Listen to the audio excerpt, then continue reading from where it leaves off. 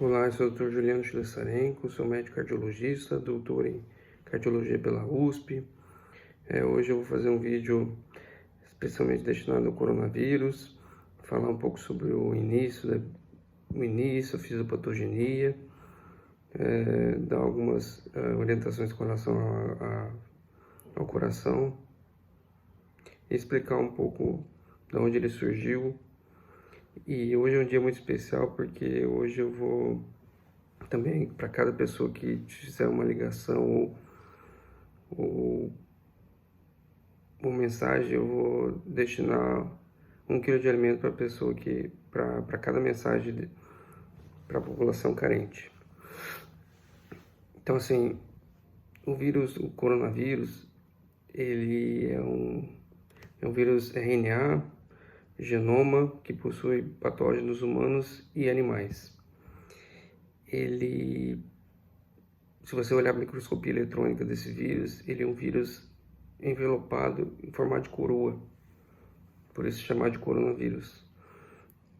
E tem vários nomes do coronavírus atual, que é o Covid-19, porque foi diagnosticado em 2019.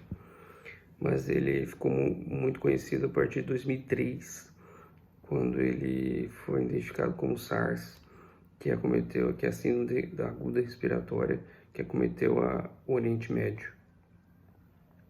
Mas ele circula já entre nós e foi inicialmente reconhecido ou identificado em 1965, porque ele causa o resfriado comum e outras laringotraqueobronquites, que já são comuns entre nós.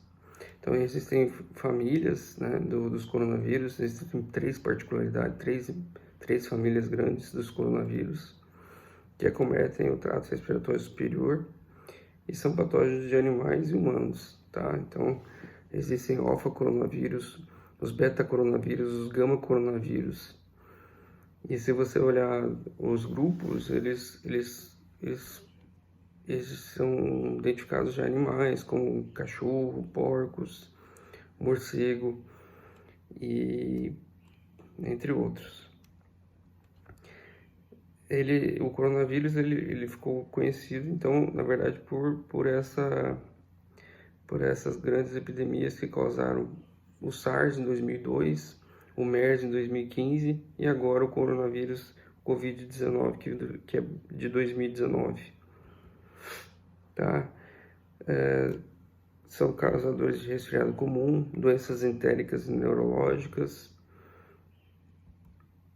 Ele é o maior genoma viral RNA conhecido, mRNA, mecanismos de transcrição descontínua, replicação de RNA no citoplasma, em vesículas e membrana dupla.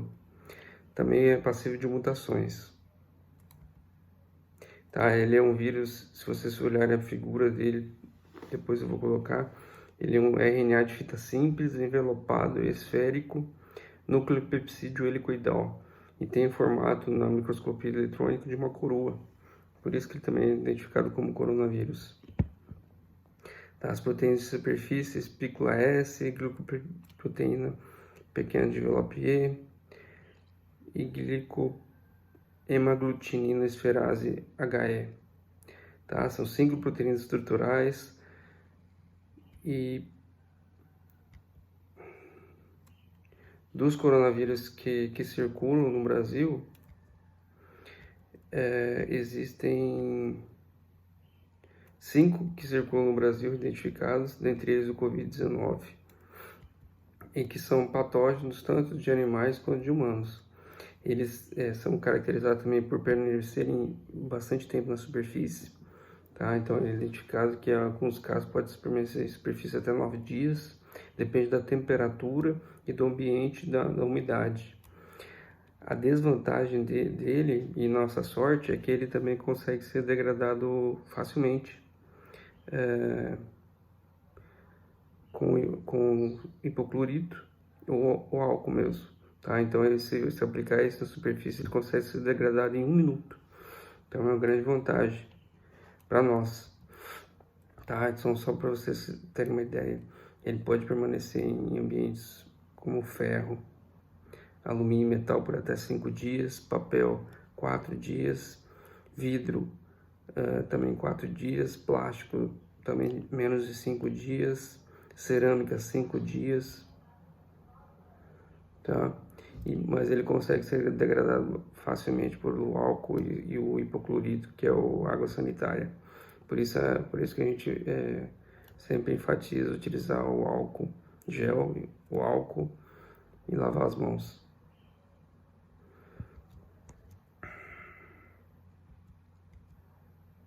Tá, então é assim, existem 7 coronavírus que infectam o homem, 5 circulam no Brasil, contando com a Covid-19.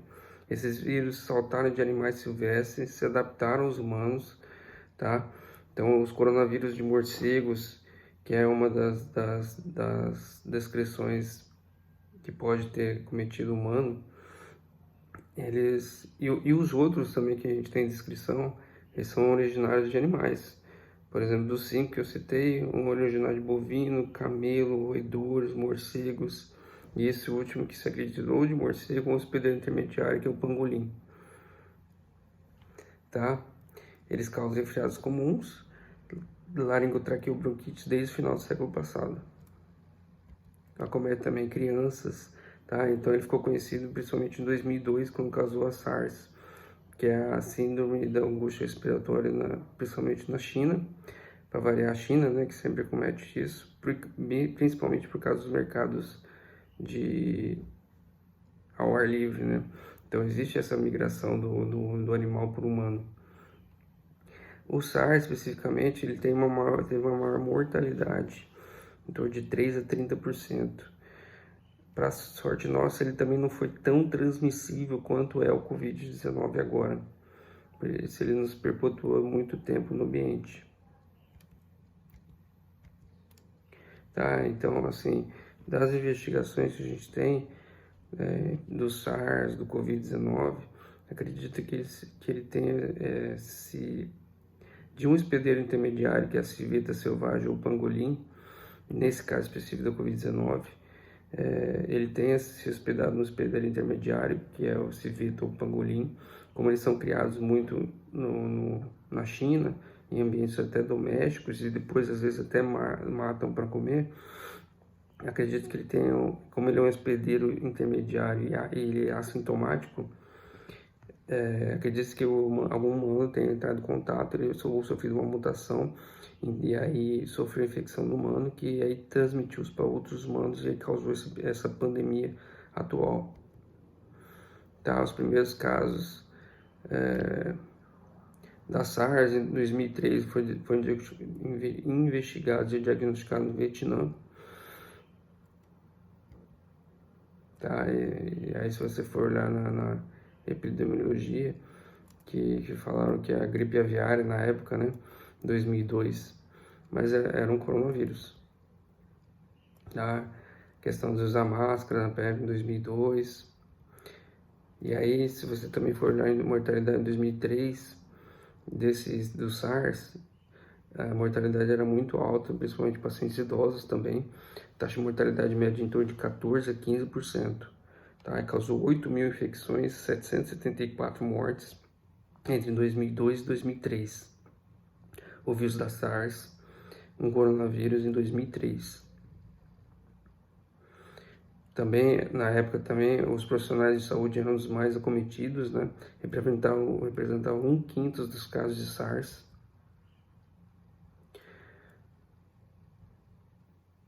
E em 2015 ocorreu o MERS, né? O MERS chama MERS porque ficou isolado e restrito ao Oriente Médio.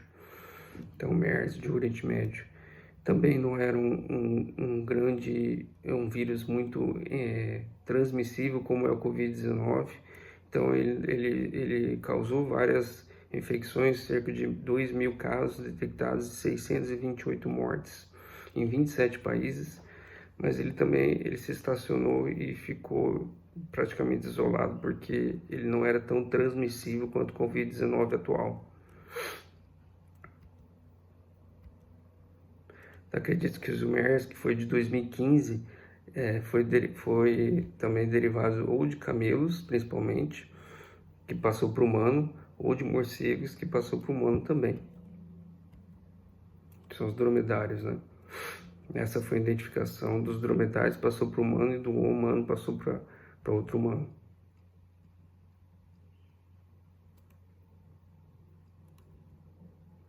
E aí, chegando agora em 2019, né? 31 de dezembro de 2019, que foi a notificação da Organização Mundial de Saúde sobre a pneumonia associada ao mercado de peixe de Wuhan. Se você for olhar e analisar, existem já diagnósticos de 21 dias atrás de pneumonia de casos suspeitos. Então, na verdade, os políticos ou os meios epidemiológicos locais demoraram para notificar isso. Demoraram para justificar isso, e acredita-se até que as infecções podem ter originado de outubro e início de novembro. Então, derivado do consumo de animais silvestres, selvagens. E aí essa demora pode ter, e aí existem as críticas, né, de que a demora pode ter originado essa pandemia toda, tá? Então, são mercados, se você for olhar as fotos e vídeos, são mercados ao ar livre, mercados onde existe grande quantidade de animais silvestres. Na China, como a população é muito grande, esses mercados são comuns porque o consumo e a carne é mais barata. Então se consome de tudo que é tipo de animal silvestre, selvagem, cachorro, esse pangolim que eu já citei, inclusive ou domesticados ou utilizado para convívio doméstico. A patogenia do Covid-19, subfamília do beta-coronavírus, ele é transmitido por gotículas de salivas, aerosóis nasais, sistêmicos, excreção de urinas e fezes também, tá? Pode ser transmitido, que é o que eu quero dizer, por manipulação de animais silvestres, vivos ou carcaças, ingestão de morcegos ou outros animais mal cozidos, tá? Então, objetos inaláveis, tossir, espirrar, talheres, copos, mão contaminadas. Patogenia. Então, a transmissibilidade de 7 dias, em alguns casos foram descritos transmissibilidade pelas fezes de 21 dias. 80% dos pacientes apresentam quadro de síndrome gripal. A febre é registrada em 87% dos casos, tosse seca 67% dos casos, fadiga ou cansaço 38% dos casos, catarro 33% dos casos, dificuldade respiratória 18% dos casos, faringite 13% e dor de cabeça 13%, mialgia, artralgia 14%, congestão nasal 4% dos casos, náusea e vômitos 5%. As complicações mais comuns são síndrome respiratória aguda em 17 a 29% dos casos, lesão cardíaca aguda 12% dos casos, infecção secundária 10% dos casos. A letalidade varia, e aí é uma crítica que a gente vai olhar pelos países. Não dá para saber se tem alguma relação genética, por que morre mais em alguns países do que outros. A letalidade hospitalar varia de 11 a 15% em 14 dias, e a recuperação dos casos graves demora bastante. Por isso, a hiperlotação dos hospitais, em geral, a recuperação demora 3 semanas. Tá? No nosso país, por exemplo, a taxa de mortalidade varia de 1% a 5%, dependendo do país, e aí tem uma relação que pode ser explicada pela genética. Tá? Então, assim, mas se você olhar a mortalidade por doença, a tuberculose teoricamente mata mais, hepatite, HIV, malária, e os Covid-19 tá lá embaixo. Vamos ver com o tempo, pode ser que aumente, né? Mas e a fatalidade, ou seja, a morbimortalidade, é muito pior na China, na Itália, tá? E no Brasil, até então, é pouco, ainda se tem uma mortalidade em torno de 1%, 1 a 4%. Bem provável pela subnotificação, tá? Então, se você for olhar também a mortalidade de pacientes que apresentam comorbidades, é muito maior em pacientes cardiopatas, em torno de 10%, pacientes com diabetes, em torno de 7%, pacientes com doença respiratória, em torno de 6%, Pacientes que têm pressão alta, a mortalidade em torno de 6%, e pacientes com câncer, a mortalidade também em torno de 5,6%. Se não existe comorbidade, a mortalidade cai e fica em torno de 0,9%. Também a mortalidade é maior com relação à idade. Se pacientes acima de 80 anos, por exemplo, a mortalidade é em torno de 14%. Pacientes acima de 70 anos, a mortalidade é em torno de 8%. E acima de 60 anos, a mortalidade é em torno de 3%. E aí diminui também conforme a idade. Também, por isso que ele também é conhecido como SARS-CoV-2, porque é o SARS de 2002 com outro vírus, que é o Covid-19. Então, ele também é conhecido como SARS-CoV-2. SARS de 2002, de coronavírus 2.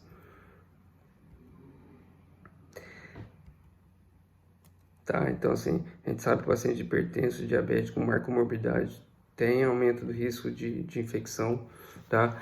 Existe uma relação como eu já falei, da patogenia, e se ligar ao inibidor da ECA para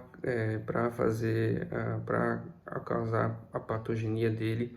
E aí existe uma discussão com relação aos antipertensivos inibidor da ECA, mas não existe pela Sociedade Brasileira de Cardiologia e as outras diretrizes com relação a parar a medicação. O que é recomendado para pacientes hipertensos é controlar a hipertensão e manter ela a nível adequado, e não simplesmente suspender a medicação.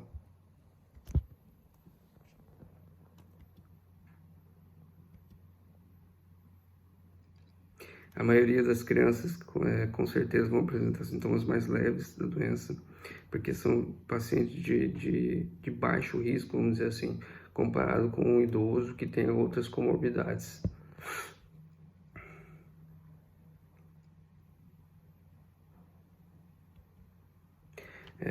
Com relação às medidas de proteção, a gente sabe que a ideia da medida de proteção e isolamento é, além de preparar o sistema de saúde público para grandes casos, que ele é bastante transmissível, o achatamento da curva e de forma a distribuir o número de casos ao longo do tempo. Então a gente sabe, com medidas de proteção, isso vai acontecer. Sem medidas de proteção, o pico ele é precoce, grande quantidade, e o sistema público entra em colapso.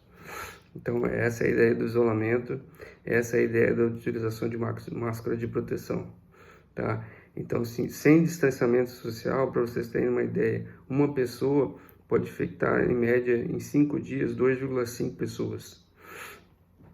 Com menor exposição de 50%, uma pessoa infecta 1,25 pessoas. E com uma restrição em torno de 75% menos exposição, mais isolamento, uma pessoa consegue infectar 6,25 pessoas. Então vai diminuir muito a população infectada ao longo de 30 dias, tá? Existem as medidas sanitárias, né, de borrifar hipoclorito nas ruas, utilização de luvas, utilização de máscaras. Isso vai reduzir consideravelmente o número de infecções e achatar essa curva a longo prazo.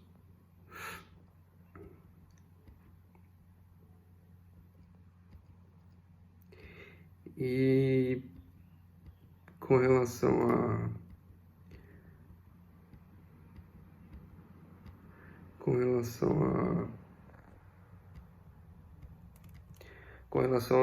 a diagnóstico, tá?